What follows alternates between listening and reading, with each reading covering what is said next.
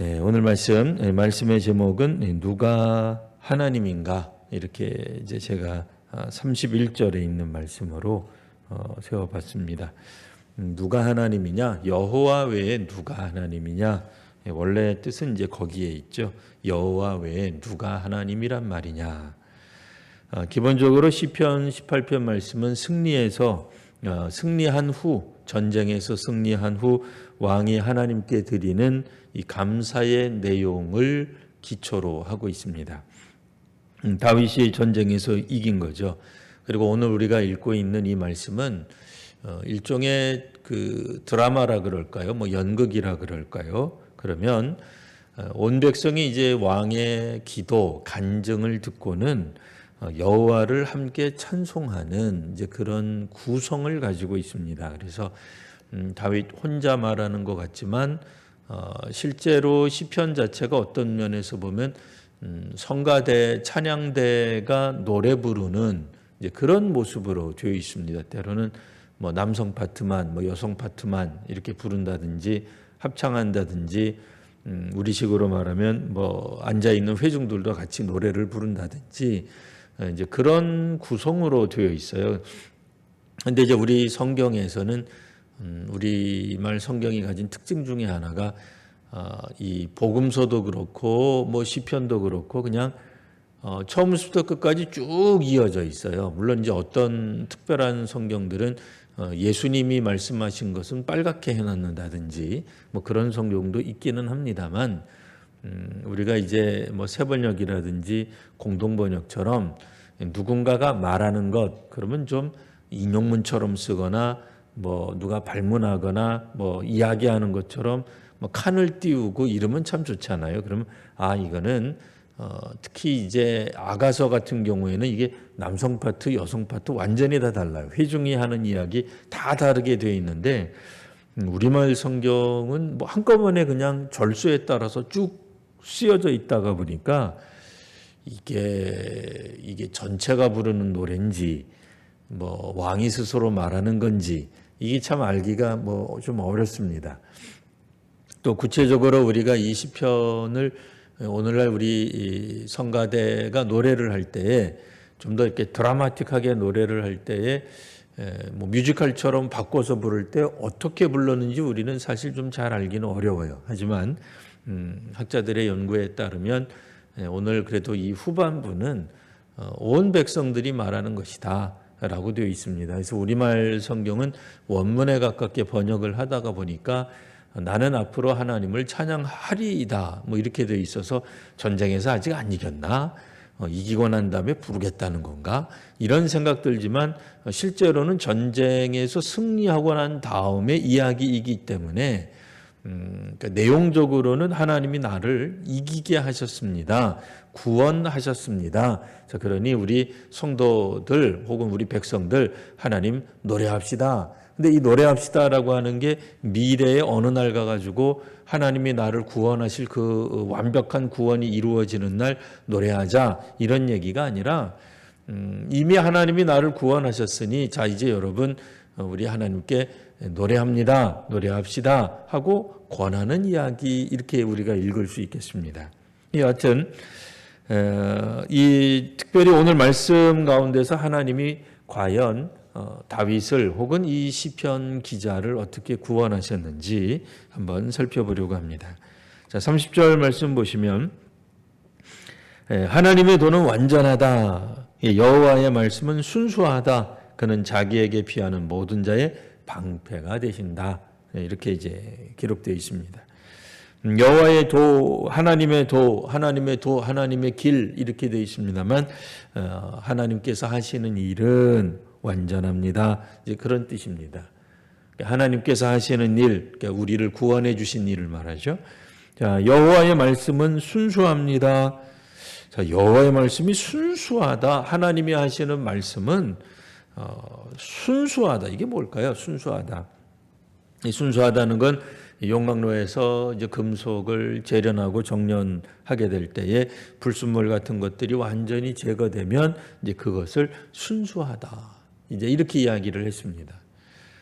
그런 의미에서 이 순수라고 하는 것은 뭐 아무런 어떤 그런 어려움도 없이 그냥 평안한 상태, 뭐 이렇게 우리로 말하면 온실 아래 있는 화초 같은 이제 그런 의미에서의 순수라기보다는 하나님의 말씀을 이 시편 기자가 깨닫게 되는, 그러니까 순수하다라고 느낄 수 있는 것은 자기 인생이 그만큼 어려웠다 그 얘기예요. 그러니까 우리로 말하면은 뭐 높이 올라갔다가 뭐 그냥 뚝 떨어지는 경험도 하고, 세상적으로 말하면 높은 자리, 성공하는 자리에 올라갔다가 으쓱됐다가 실패하거나 남들에 의해서 우리가 그 자리에서 뭐 쫓겨나거나 눈물을 흘리거나 아주 그냥 뭐 험한 꼴 당하는 일을 경험하고서 우리는 이제 진정한 어떤 그런 뭐 친구를 찾잖아요. 그때까지 남아있던 사람하고 뭐 친구도 될 수도 있고 뭐 결혼할 수도 있고 뭐 나중에 사업을 같이 할 수도 있고 뭐 그렇게 되잖아요. 그런 것처럼 하나님의 말씀이 순수하다라고 하는 걸 어떻게 알게 되었느냐? 하나님께서 하시는 말씀은 정말 진실되다. 사람이 하는 말하고는 다르다 그 얘기예요. 사람은 함께 하겠습니다. 뭐 당신을 주군으로 모시겠습니다. 라고 말을 했다 할지라도 사태가 여의치 않으면 돌아서요. 내가 생각했던 그런 사람이 아니네. 실망하면 돌아서요. 아니 뭐 사람 살다가 보면 돌아서는 게 당연하겠죠. 어떤 두 나라 사이에서 우리가 갈등하다가 어떤 한 나라를 택했는데 알고 봤더니 내가 택한 왕도 뭐 그다지 훌륭하지 못해. 그러면 실망하고 돌아설 수 있겠죠. 우리가 섬기는 왕이 아주 폭군이었어요. 못된 왕이었어요.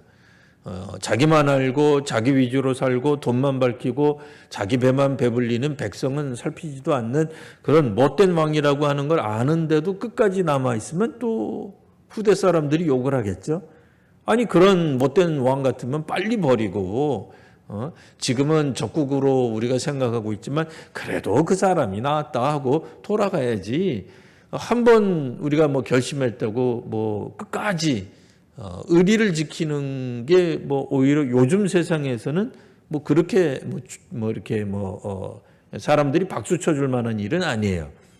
근데 그렇다 하더라도 오늘 그런 어떤 인간사에서 일어나는 어떤 그런 이렇게 뒤바꿈 같은 것들이 하나님에게서는 없는 거예요. 그러니까 우리에게 적용해 보면 하나님이 우리를 보실 때 저 사람은 나를 믿겠다, 나의 백성이다 생각을 해가지고 나를 순수하게 따르는 줄 알았는데 다윗이 중도에 잘못된 길을 가기도 해요.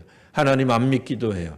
하나님 믿는 사람으로는 도저히 할 수 없는 일도 하는데 하나님이 끝까지 그를 신뢰하고 붙들어 주시고 함께 하시는 거예요. 누가 이런 일을 하겠어요?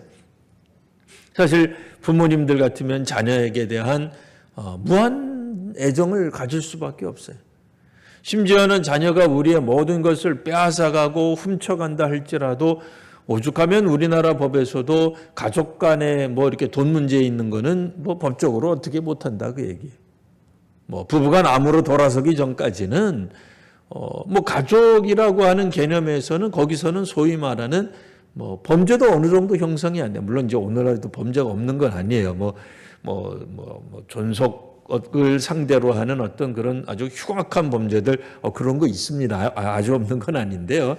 이를테면은 부모는 자녀에 대해서 끊임없는 애정을 베풀어주는, 그러니까 버리지 않고 내가 성적이 잘못 나왔건 혹은 내가 도둑질을 했던, 내가 못된 짓을 했던, 내가 내 자신만 생각하는 어떤 그런 이기적인 행동을 했다 할지라도 부모는 끝까지 나를 변호해주고 나와 함께 있고 나의 끝까지 나를 버리지 않고 있는 어떤 그런 모습, 부모님이니까 또 형제니까 이게 된단 말이에요. 그런 것처럼 하나님이 다윗과 함께 하시는 모습을 나는 보았습니다. 하나님이 나는 너를 내 백성으로 삼겠다라고 말씀하셨을 때 끝까지 나를 믿고 나를 신뢰하고 나를 붙들어 주시는 모습을 보았다 그 얘기예요. 그래서 그는 자기에게 피하는 모든 자의 방패가 되어 주십니다 라는 노래를 하고 있는 겁니다. 오늘 이 시편 18편 안에서는 어떤 일이 있었어요? 내 백성이 한번 나오죠. 내 백성의 다툼에서, 백성의 다툼에서 나를 건지셨습니다. 43절에 이런 표현이 나오는데요. 백성의 다툼이라고 하는 게 뭐게? 이스라엘 내에 있는 다윗이 다스려야 되는 백성들이 다윗의 통치를 거부한 겁니다. 나는 더 이상 다윗에게 어떤 그런 왕권을 인정할 수 없어. 다윗은 우리 왕이 아니야. 라고 이제 말하는 사람들이 있었어요. 누가 그랬겠어요? 베냐민 지파 사람들 중심으로 그런 일이 벌어졌죠. 물론 이제 베냐민 지파만 그런 건 아니에요. 구약의 12지파 중에 다윗 이전에 사울 왕을 배출한 지파가 베냐민 지파입니다. 우리 같으면 뭐 그동안에는 뭐 경상도에서 뭐 대통령이 나왔다. 그러다가 이제 또 뭐 이쪽 뭐 전라도에서 왔다. 갑자기 제가 이제는 거의 사라진 듯한 뭐 지역 감정을 어떻게 하자는 건 아니에요. 그런 어떤 것들이 있을 때 우리가 뭐 반발할 수 있잖아요. 뭐 고구려 백제신라 있으면 어느 쪽이 이 뭐 삼국을 통일하느냐, 그건 뭐 민감한 문제가 되잖아요. 뭐 오늘 우리 같은 경우에는 뭐 지역 감정 빼고 뭐 북한과 남한이 만에 하나 통일을 한다 하더라도 뭐 북한에 있는 어떤 분이 우리나라 전체의 대통령이 된다 그러면 우리도 약간은 물론 그런 일이 아주 없을 수는 없겠으나 그런 일이 있다 그러면 뭔가 좀 우리 솔직히 좀 불편하잖아요. 왜? 아직은 우리가 남한 사람이라는 인식이 있으니까 기왕이면 우리 남한 출신 사람이 그러니까 그런 어떤 인식, 그러니까 사울과 함께했던 베냐민 지파 사람들의 인식이 아주 나쁜 건 아니에요. 다만 이스라엘 백성들은 오늘날 현대 사회에 다른 어떤 특징이 있죠. 뭐예요? 이스라엘의 왕은 어느 지파 사람이 중요한 게 아니라 원래는 하나님이 왕이에요. 근데 이 하나님이 특별히 이스라엘 사람들이 끊임없이 요구하기를 우리도 다른 이방 민족들처럼 임금님을 좀 주십시오. 왕이 있어야지 이게 일사불란하게 움직이지. 다른 나라 보니까 뭐 문명도 문화도 괜찮은 것 같습니다. 막 성도 막 튼튼하게 짓고 왕이 한번 명령하니까 그냥 뭐 일사불란하게 이들이 뭐 한때는 전쟁에 나갔다가 한때는 뭐 농사도 지었다가 너무 잘하는 것 같습니다. 질서가 있는 것 같습니다. 왕이 좀 있어야지 이거 안 되겠습니다. 안 그러면 어떻게 돼? 저마다 제 하고 싶은 대로 다 각자 하고 싶은 대로 한다는 거예요. 오늘날 우리식으로 말하면 개성이 넘치는 거예요. 자아실현이 되는 거예요. 그런데 고대 이스라엘 사람들은 그거 싫어했어요.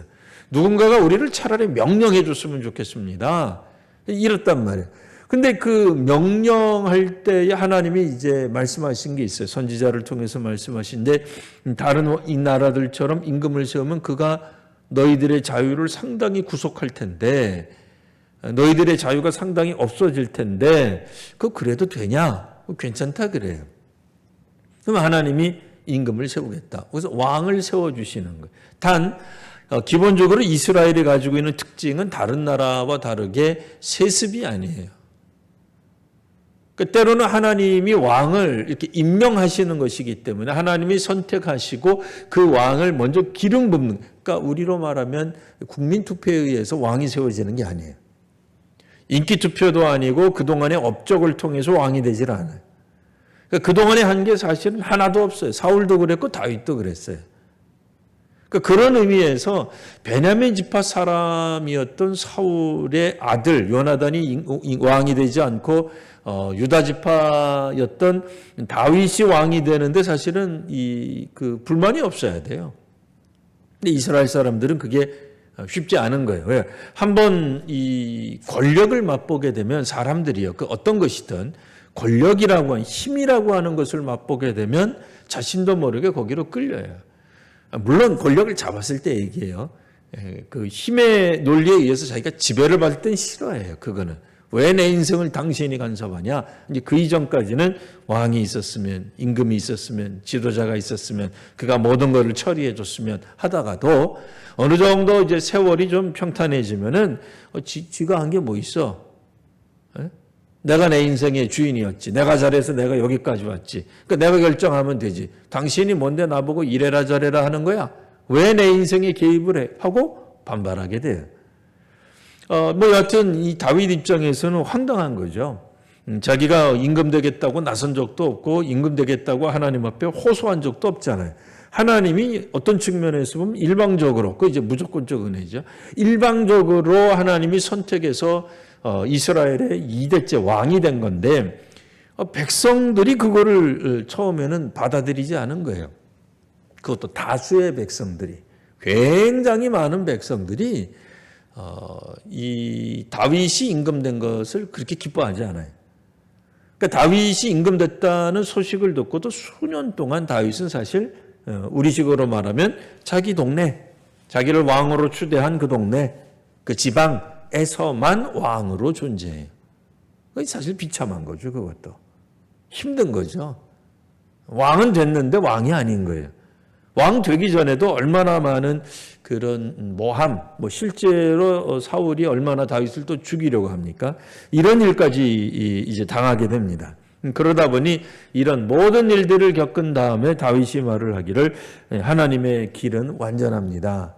하나님이 하시는 일은 완전합니다. 그리고 하나님의 말씀은 정말 순수합니다. 하나님께 피하는 모든 자의 방패가 되어 주십니다.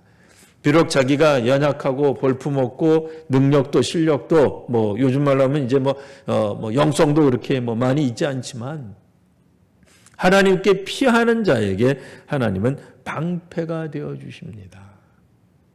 이게 여전히 끊임없이 하나님을 붙들고 있는 거예요.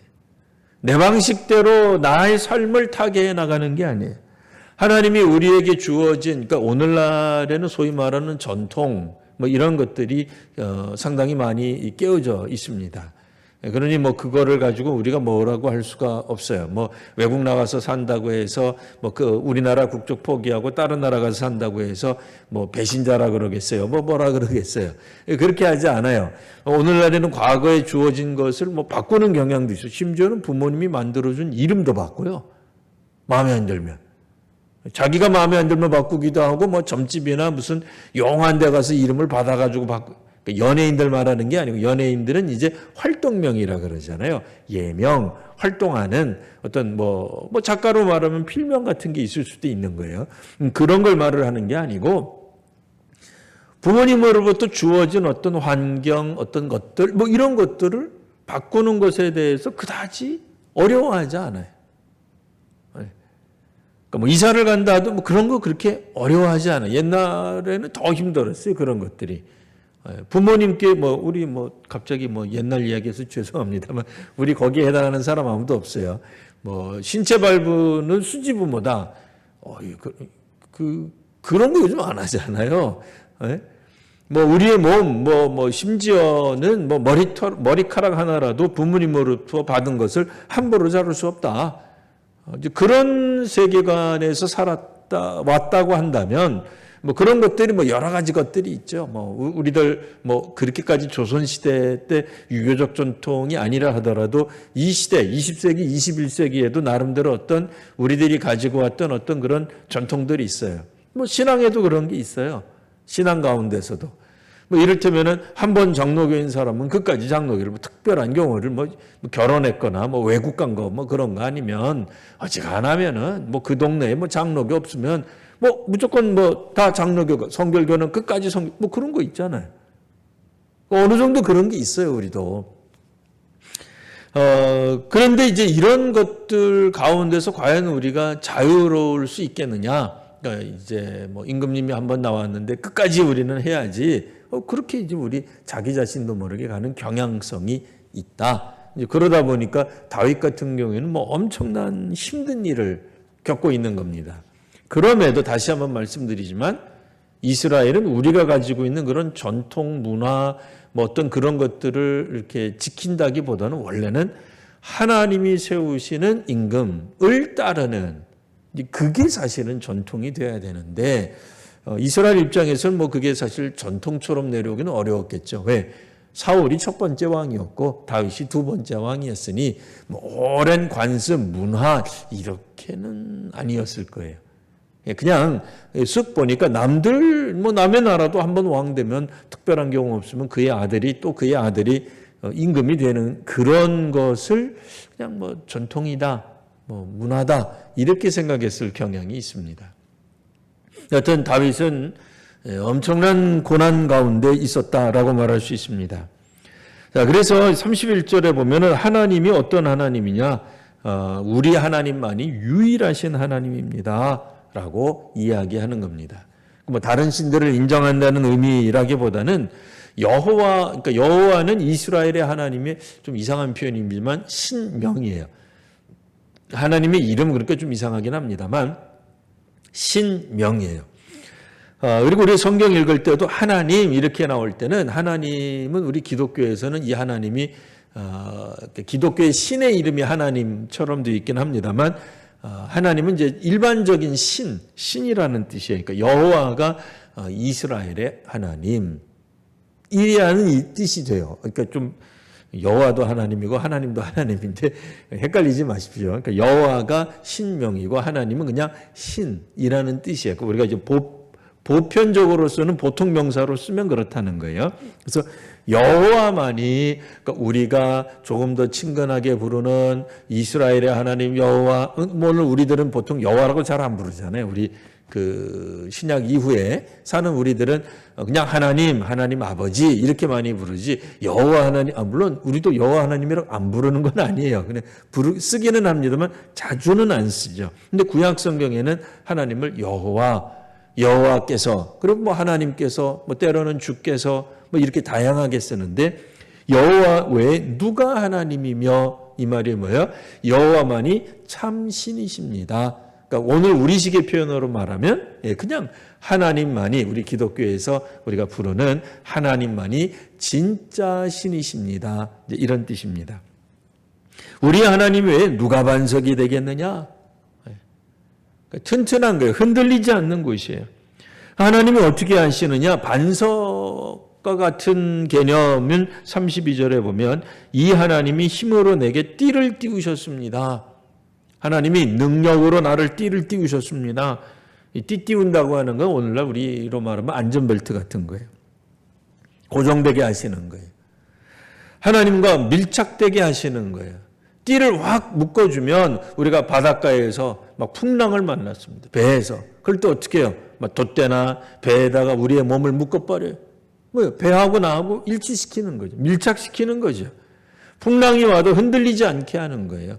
그러니까 차에 안전벨트를 함으로써 차가 혹시라도 뭐 그러면 안 되지만 굴른다든지 할 때에 차와 일체감을 느끼게 하는 것, 그러니까 함께 가는 것, 그게 묶는 거죠. 띠를 묶는 거예요. 하나님과 밀착되게 하시는 거예요. 그 반대 개념은 뭡니까? 흔들리는 거예요. 묶여져 있지 않은 사람들은 흔들립니다. 어려움이 오거나 조금 힘든 일이 오거나 마음이 안 들거나 자기 뜻대로 되지 않으면 그냥 흔들려 버려요. 마음이 흔들리는 거예요. 흔들리는 사람이 있습니다. 위기 때 흔들리죠. 그렇잖아요. 뭐 오토바이 타도 흔들리죠. 왜 안 흔들리겠어요? 오토바이라고 하는 좋은 그런 어떤 우리가 운송 기구를 사용하지만 거기다가 뭐 우리가 안전벨트 할 수 있어요? 못하죠. 어떤 사람들은 빨리 가고 있지만 신앙의 길을 가고 있는 것 같아 보여도 똑같이 차를 이용하는 것 같이 보여도 어떤 사람은 꽉 붙들러서 그러니까 하나님이 붙든 가운데 가는 사람이 있어요. 내가 붙잡는 게 아니라 하나님이 우리를 붙들어 주시는 거예요. 또 어떤 사람은 계속 흔들려요. 조금만 그냥 덜커덩 해도 흔들리는 거예요. 우리 버스 타고 갈 때 서 있으면 특히 더 그렇잖아요. 지하철 타고 가다가도 앉아있는 것보다 서 있으면 더 많이 흔들리잖아요. 고속으로 달리는 뭐 버스가 됐든 지하철에서 커브를 탁 돈다? 그럼 우리도 몸이 쑥 흔들리는 거예요.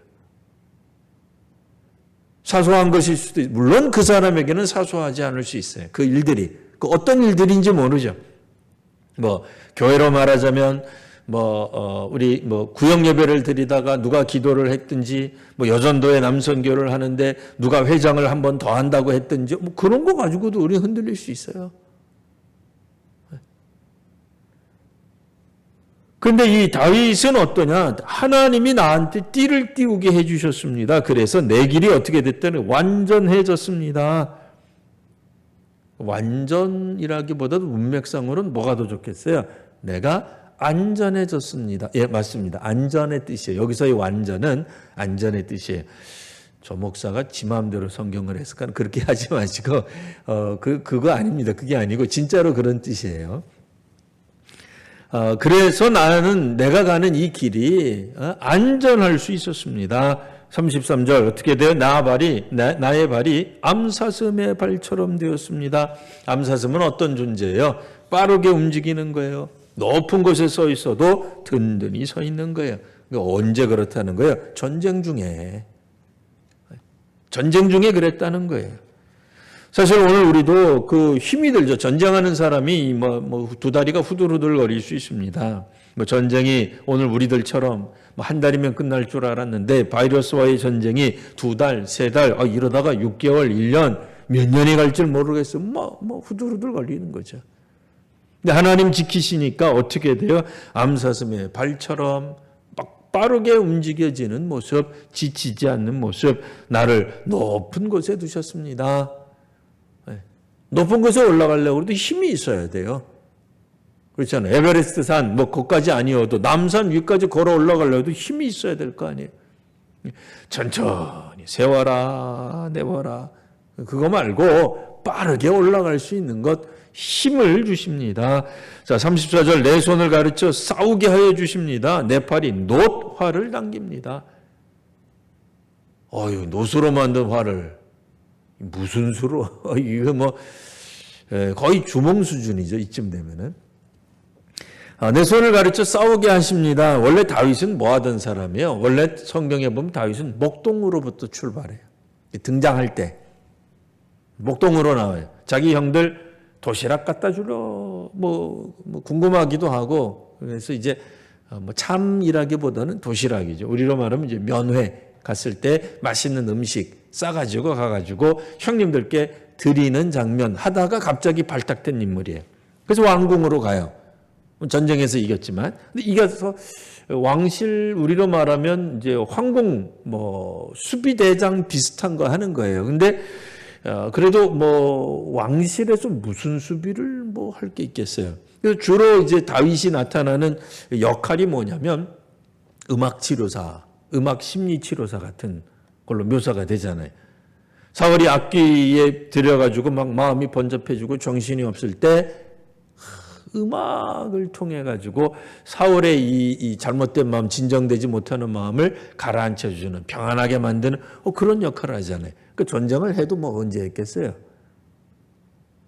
그러니까 우리로 말하면 그 군사령관이 아니에요. 다윗이 맡았던 그 직책이 그런 개념이라기보다는 왕을 측근해서 이렇게 잘 돌보는 그런 역할이었단 말이에요.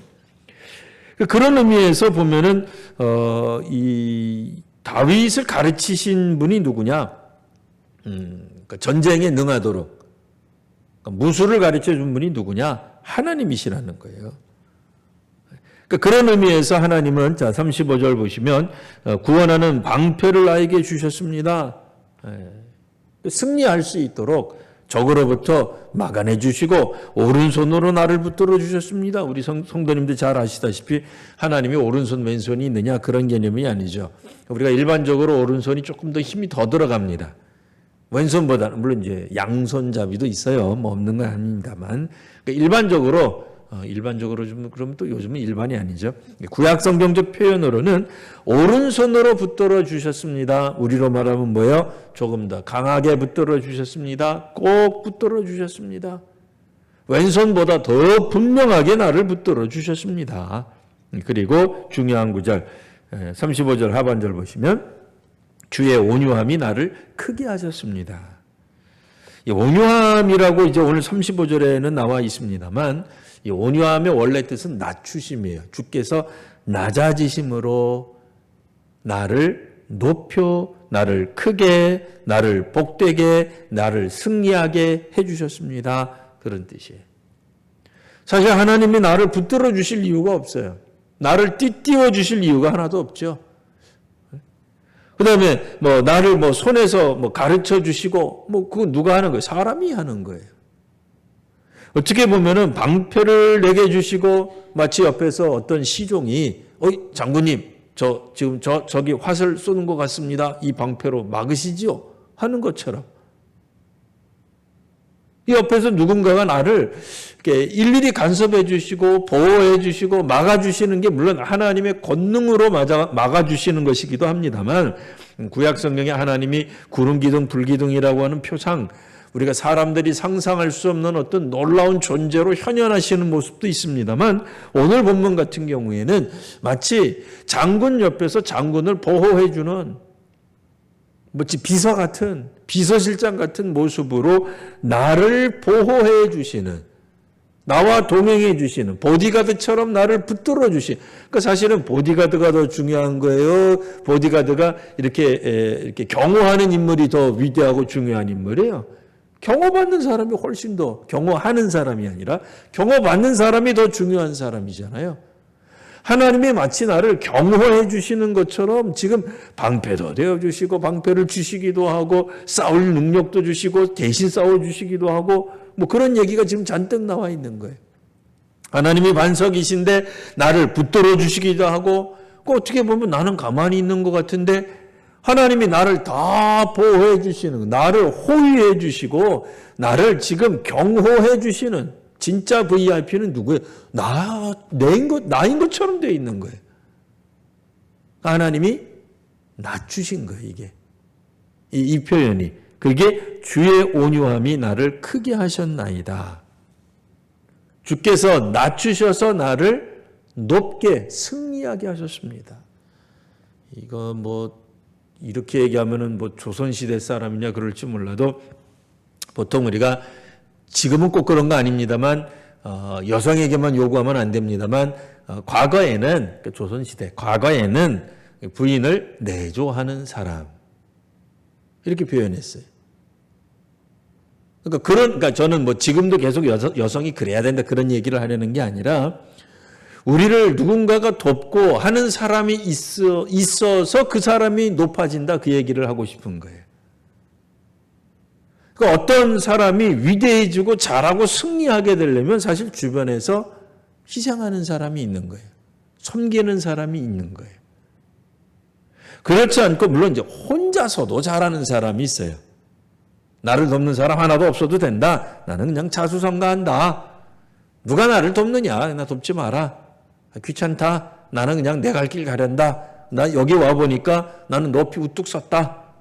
뭐 세상에서 성공했고 나는 뭐 대기업의 뭐 회장이고 뭐 그런 사람이 있을 수도 있어요. 없는 건 아니에요. 있어요. 근데 오늘 성경에서는 뭐냐? 일반적으로 우리 그냥 얘기한다면 내조를 하듯 낮추는 거예요. 누군가가.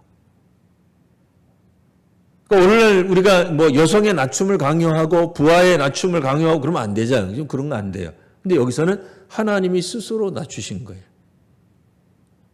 낮추셔서 내가 높아지게 된 거예요. 크게 된 거예요.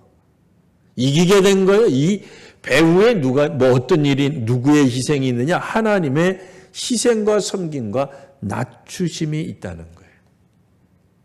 어떤 공동체든 그렇습니다. 그 공동체가 잘 되기 위해서는 누군가가 낮추는 사람이 있어요. 서로가 다 중요하다. 내가 VIP다. 그래 버리면 될 게 하나도 없어요.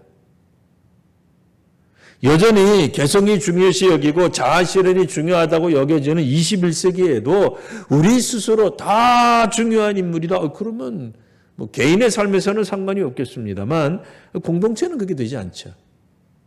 국가는 그렇게 될 수 없어요.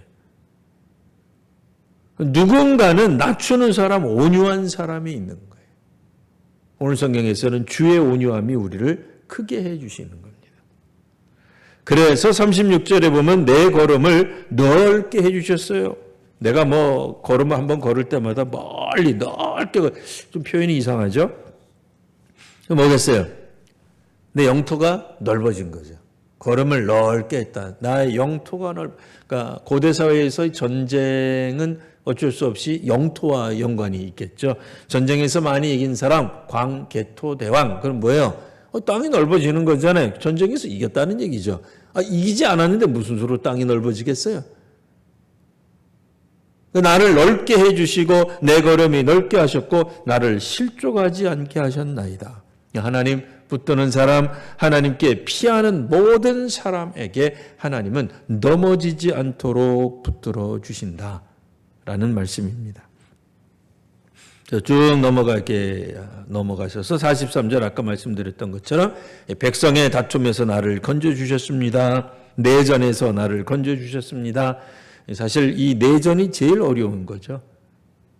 동족끼리 싸우는 게 제일 비참한 겁니다. 제일 힘들죠. 마음 놓고 싸울 수도, 물론 여전히 그런 사람들도 있어요. 오늘날에도 강도하는 사람, 강도짓하는 사람, 사기치는 사람들이 있어요. 뭐 아주 없는 건 아니에요. 뭐 어느 나라든지 다 있습니다. 뭐 그러나 그 사람들을 뭐 비호하는 건 아닙니다만, 뭐 어쨌든 나라가 양분되어서 싸운다. 이 얼마나 힘들어요. 우리 한 공동체가 나눕니다. 이 얼마나 힘들어요. 자, 그러나 이제 이것도 이기게 해주시고 여러 민족의 으뜸으로 삼으셨습니다. 자, 이 다음에는 이방 민족과의 전쟁에서도 이기게 해주셨습니다. 그런 얘기입니다. 뭐 사실 그렇죠. 수신제가 치국평천하가 맞아요. 갑자기 오늘 문자를 썼는데, 예. 그렇잖아요. 뭐 자기 다스리고 가정이 뭐 평안해진 다음에 그 다음에 뭐 나라를 다스리든 뭐 하든 하는 거죠. 내분이 끝나야.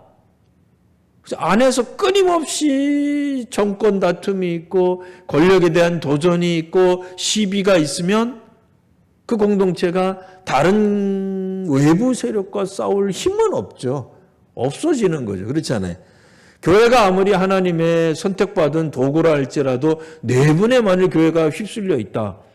전도요? 아유, 꿈도 못 꾸죠. 그게 되겠어요, 그게? 외부 세력하고 전도가 외부 세력하고 싸우는 건 아닙니다만, 적어도 이제 사탄의 어떤 그런 세력, 사탄의 나라가 있다라고 한다면, 그들과의 싸움에서 우리가 나가서 싸워서 이길 수가 없죠. 우리나라가 만일 내분을 겪고 있어요. 삼국시대로 나뉘어가지고, 고구려, 백제 신라가 싸우고 있는데, 그 싸우는 통이 무슨 중국하고 싸우겠어요? 당나라하고 싸우겠어요? 왜구랑 싸우겠어요? 뭐랑 싸우겠어요? 어떻게 이기겠어요? 못 이기죠. 자, 그러니 이제 이 43절 같은 경우에는 백성의 다툼에서 건지시고, 그 다음에는 자연스럽게 여러 민족의 으뜸으로 삼으셨으니, 이게 순서대로 나가는 거예요. 자, 그 다음에는 내가 알지 못하는 백성이 나를 섬기게 되었습니다. 그런 얘기예요. 뭐예요? 사실 다윗 시대 때 그런 일이 있었죠. 다윗 주변에 있는 여러 나라들이 다윗을 처음 굉장히 조롱했어요. 특히 어느 나라가 블레셋이 어느 나라예요. 그 다윗이 골리앗하고 싸워서 이제 갑자기 이제 인간이 이제 발탁이 되잖아요. 그 인간이 길거리 캐스팅하는 것처럼 발탁이 되는데 골리앗의 나라가 바로 블레셋. 근데 다윗이 나중에 도망가다 어디로 도망가요? 블레셋으로. 기가 막힌 거죠. 우리로 말하면 뭐예요? 일본하고 우리가 전쟁을 하는데 이제 그러면 안 됩니다만, 말도 안 되는 얘기입니다만, 항일 투사가 나중에는 우리 내분에 겪어가지고 도망가다 못해서 일본으로 도망갔어요. 이게 무슨 말도 안 되는 상황인 거죠. 근데 어쨌든 내분이 그치고 나서 그 다음에 다윗이 주변국들과 싸웁니다. 그래서 하나하나 이기고 난 다음에는 이름도 없는 어떤 나라들, 이제 그런 나라들이 다 미리 지레짐작, 겁을 먹을 수밖에 없죠. 왜? 다윗이 완전히 초토화를 시키니까. 한때는 정말 별 볼 일 없는, 지네 나라에서 왕인데도 왕으로 인정도 못 받고, 전 왕도 아니야. 자기 백성들이 인정도 안 해. 이랬던 그 왕이 이제는 자기 나라뿐 아니라 주변국뿐 아니라 더 먼 나라 사람들하고도 싸워서 이기니까 어떻게 돼요? 아이고, 저 다윗이 우리나라랑 싸웠다가는 우리가 대번에 질 테니까 차라리 그냥 빨리 조공 바치자. 평화협정 맺고 조공 바치는 걸로 끝내자가 되잖아요. 실제로. 그 얘기하는 거예요. 이런 결과가 나오게 됩니다. 자, 44절 한번 읽어보면, 그들이 내 소모를 들은 즉시로 내게 청종하며 이방인이 내게 복종하리로다. 점점 더 다윗의 나라. 사실은 이제 하나님의 은혜, 하나님의 나라죠. 하나님의 영향권이 점점점 확대되는 모습을 보여주고 있습니다. 그래서 마지막 50절 보면은요. 여호와께서 그 왕에게 큰 구원을 주셨습니다. 다윗에게 큰 구원을 주셨습니다. 기름 부음 받은 자에게, 다윗 같은 사람이죠. 물론 여기서 이제 우리가 그리스도를 떠올릴 수도 있습니다. 기름 부음 받은 자에게 인자를 베푸심이니 영원토록 다윗과 그 후손에게 하나님의 인자하심이, 사랑하심이, 동행하심이 있을 겁니다. 그러니까 구약에서는 여기까지 끝나는 거고요. 이제 구약 시대 이후에 우리가 읽을 때는 어떻게 읽을 수 있어요? 다윗뿐 아니라 기름 부음 받은 자인 그리스도의 후손, 좀 이상하죠? 그냥 우리가 읽기 편하게는 그리스도의 제자들, 예수 믿는 사람들에게도 하나님의 이 인자하심은 영원할 것입니다 라고 노래하는 겁니다. 물론 시편 18편은 다윗 그리고 그 시대의 인물들의 그 시대 인물들로만 노래할 수밖에 없죠. 당연히. 그러나 그 이후에 읽는 우리들에게도 동일한 은혜가 보장되어 있는 말씀입니다. 근데 한 가지 조건이 있죠. 그러기 위해서는 뭘 해야 돼요? 주께로 도피해야 돼. 주님께로 피해야 돼. 주님의 말씀에 따라서 주님이 우리를 굳게 붙드시는 경험이 있어야 됩니다.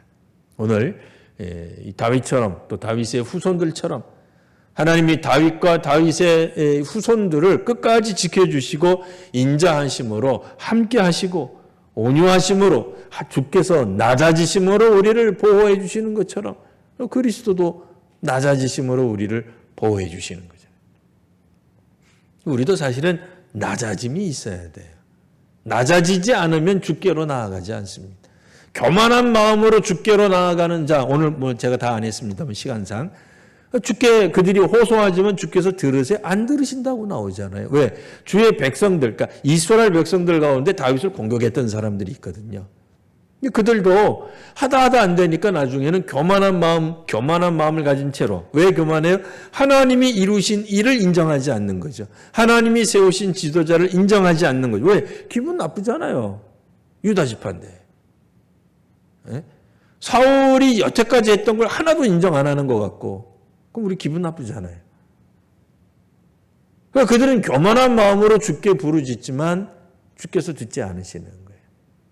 다윗은 비록 자신이 왕이지만 수년 동안 백성들이 자기를 왕으로 인정하지 않고 나중에는 죽이려 드는 일까지 또 감내하고 나아가는 거예요.